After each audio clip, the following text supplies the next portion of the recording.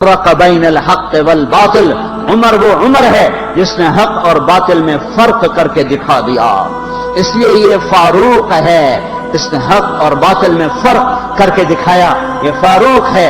حسن بصری فرمایا کرتے تھے اپنی محفلوں کو عمر کے ذکر سے سجاؤ۔ حضرت عائشہ فرمایا کرتی تھیں عمر کے تذکرے کیا کرو، کہ جب عمر کا تذکرہ ہوتا ہے تو عدل کا تذکرہ ہوتا ہے، جب عدل کا تذکرہ ہوتا ہے تو اللہ کا تذکرہ ہوتا ہے۔ کہ ہم عائشہ رضی اللہ تعالیٰ عنہا فرمایا کرتی تھیں اتنی بڑی سلطنت پر حکومت کرنے کے بعد اللہ کی راہ میں جانے والے مجاہدین کے گھر گیا کھڑا ہوا ہے، دروازے پہ دستک دے رہا ہے، بیٹی کوئی بازار سے سودا لینا ہو تو مجھے بتاؤ، تیرے گھر والا تو اللہ کی راہ میں ہے، میں تمہارے گھر کا سودا لے آؤں، کیا کیا چیز چاہیے؟ تم نے اپنے خامند کو خط لکھنا ہوگا، تم تو لکھنا نہیں جانتی، مجھے بتاؤ میں تیرے خامند کو تیری طرف سے خط لکھوں۔ اما تیرا بیٹا اللہ کی راہ میں گیا ہوا ہے، مجھے بتا میں تیرے بیٹے کا نام تیری طرف سے خط لکھوں۔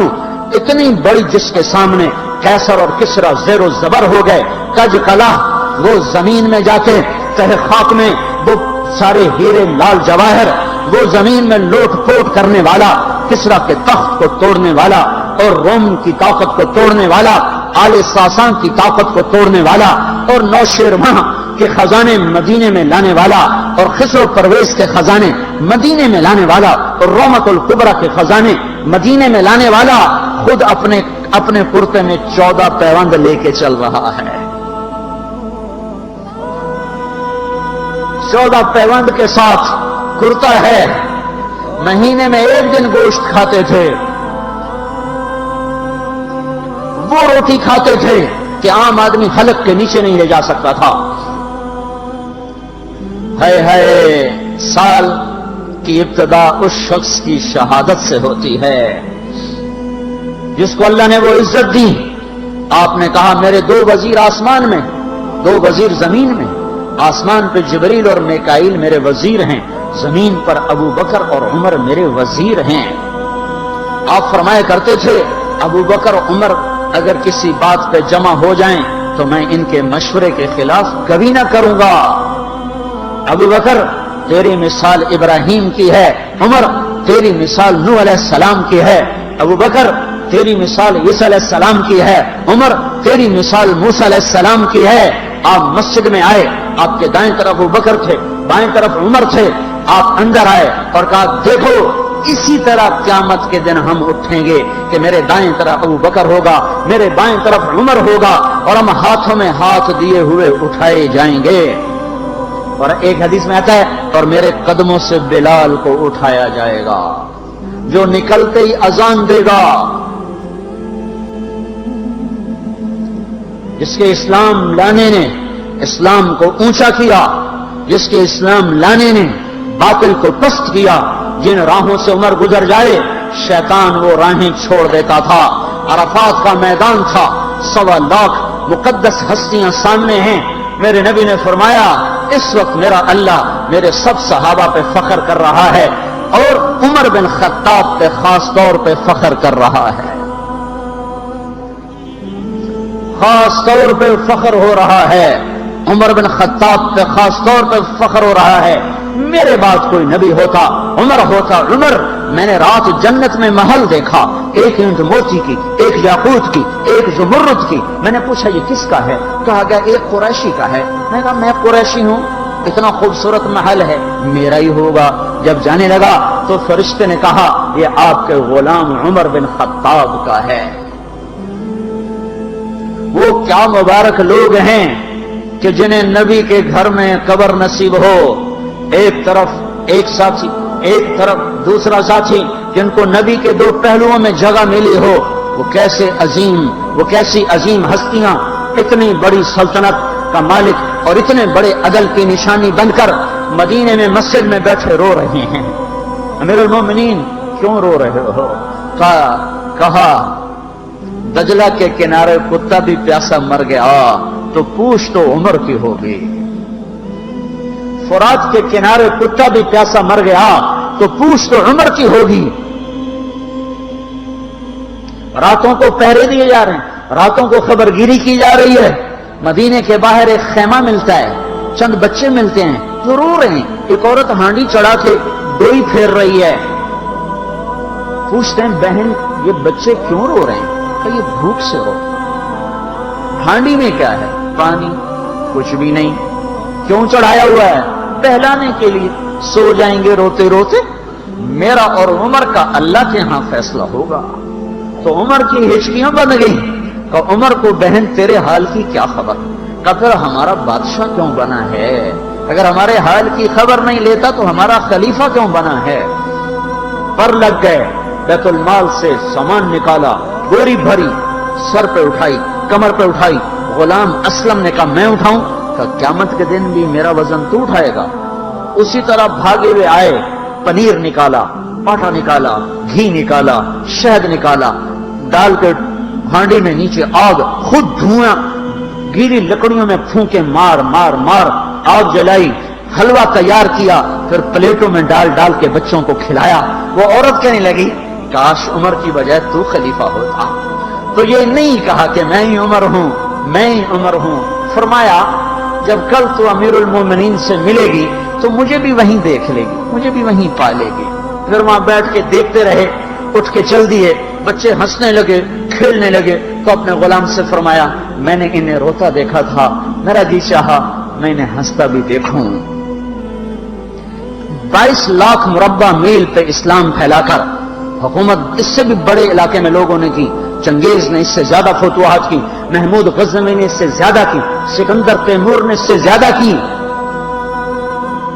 پر فتوحات کر کے یوں خدمت کر رہا ہو, پانی بھر رہا ہو, اونٹ چرا رہا ہو, امامت کرا رہا ہو, 14 پیوند لگے کپڑوں کے ساتھ خلافت کے تخت پر بیٹھا ہوا ہو, یہ دھرتی میں پھر کوئی نہیں آئے گا. ہے نماز میں خنجر لگا.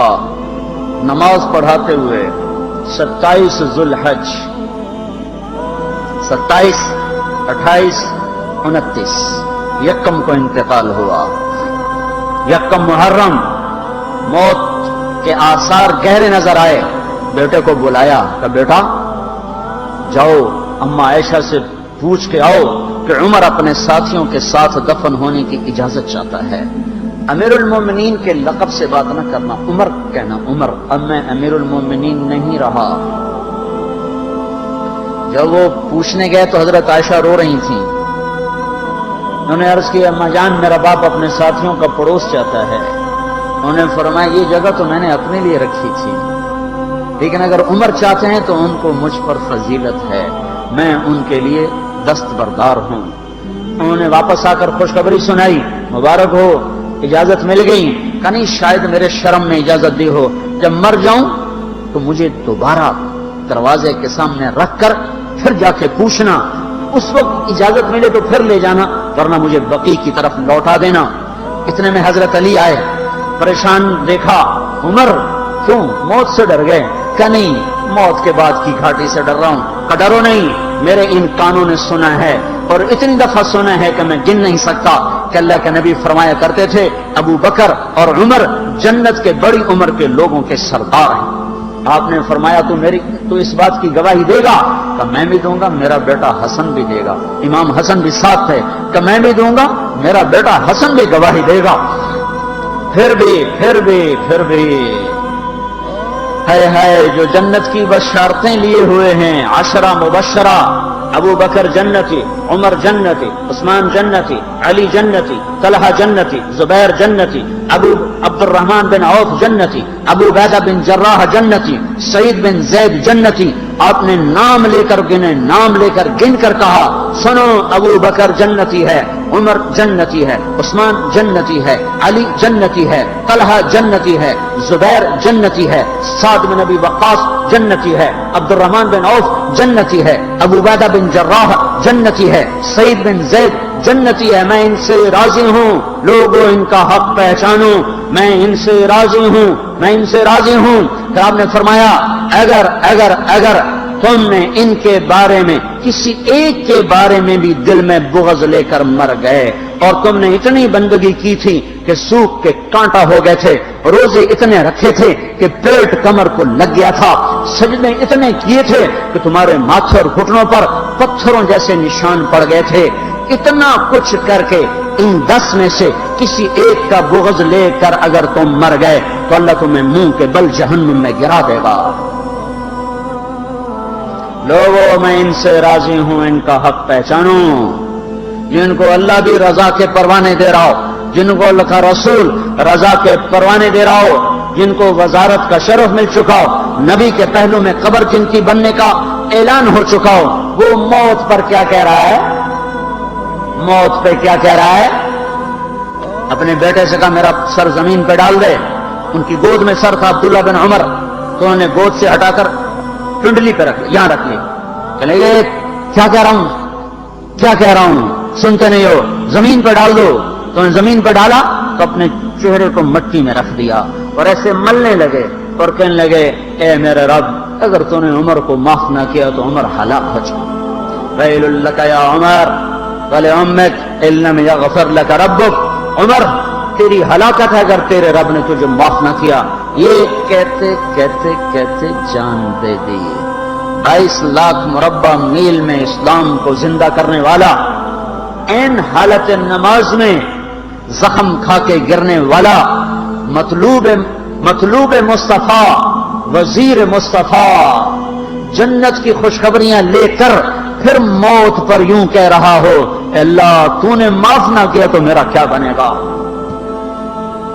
کیا بے طلبی ہے.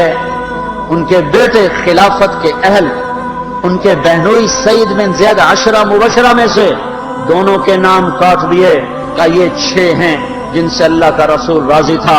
جس کو چاہو خلیفہ بنا دو, جس کو چاہو حکومت دے دو, نہ میرے بیٹے کو ملے گی نہ سعید بن زید کو ملے گی. کسی نے کہا شوشہ چھوڑا, آپ کا بیٹا بھی تو بہت قابل ہے, اسی کو بنا دیں. تو اسے تو طلاق دینا نہیں آتا, حکومت کہاں سے چلائے گا. یہ ایک واقعہ کی طرف اشارہ کیا ہے. اس کے پیچھے ایک واقعہ ہے جس کو انہوں نے یاد کر کے فرمایا وہ تو طلاق دینا نہیں جانتا, وہ حکومت کیا چلائے گا. حالانکہ بڑے صحابہ میں عبداللہ بن عمر کا مقام ہے. ہائے ہائے, جنازہ صہیب رومی نے پڑھایا, دروازے کے سامنے لا کے رکھ دیا گیا, سب لوگ جنازے کے ساتھ کھڑے ہو گئے. عبداللہ بن عمر اکیلے آگے گئے, دروازے پر دستک دی, کہا اما جان میرا باپ عمر بن خطاب دروازے پہ حاضر ہو چکا ہے, اندر آنے کی اجازت چاہتا ہے. تو عائشہ رضی اللہ تعالیٰ نے اپنی چادر کو اٹھایا اور روتے ہوئے باہر نکل گئیں. پھر لوگ اندر داخل ہوئے, قبر کھودی گئی. قبر کھودتے ہوئے عبداللہ بن عباس بھی قبر کے کھودنے میں شریک تھے. تو کہتے میرے کندھے پہ کسی نے ہاتھ رکھا, میں نے پیچھے مڑ کے دیکھا تو علی رضی اللہ تعالیٰ عنہ کھڑے رو رہے تھے اور فرما رہے تھے مجھے پتا تھا تو یہیں آئے گا, یہاں تیرے سوا کوئی نہیں آ سکتا. کہ میں نے ایک دفعہ نہیں کتنی دفعہ میں نے اللہ کے نبی سے یہ بات کا تکرار سنا, میں ابو بکر اور عمر, اس کا اتنا تکرار سنا ہے میں نے کہ مجھے یقین تھا یہیں آئے گا, تو اور کہیں نہیں جا سکتا. میرے بھائیوں غفلت سے باہر آ جائیں. یہ دھوکے کا گھر, یہ مچھر کا پر, یہ مکڑی کا جالا, یہ دنیا کہیں ہمیں ہلاک نہ کر دے. ان لوگوں کو سامنے رکھ کے زندگی گزارو جنہوں نے اللہ کو راضی کیا, اس کے رسول کو راضی کیا, کلمہ حق کو بلند کیا, خیر کے ذریعہ بنے, شر کے مٹانے والے بنے, اور دنیا میں مرنے کے بعد بھی ان کے تذکرے ہدایت کا سامان بنے, ان کے تذکرے روشنی کا مینار بنے. ان کے پیچھے چلو, مغرب کے اندھیروں کی طرف مت دوڑو, وہاں تو سورج بھی ڈوب جاتا ہے, مغرب میں تو سورج بھی ڈوب جاتا ہے, اور تمہیں پکار کے کہتا ہے مغرب کی طرف نہ آنا, ادھر اندھیرا ہے, میں یہاں گم ہو گیا, تم کون سا سراغ ڈھونڈنے آئے ہو. دوڑو اللہ اس کے رسول کی پاک زندگی کی طرف, اس کے پاک صحابہ کی زندگی کی طرف, جن کو اللہ نے مرنے سے پہلے جنت ہاتھ میں دے دی, جنت کی بشارت دے دی.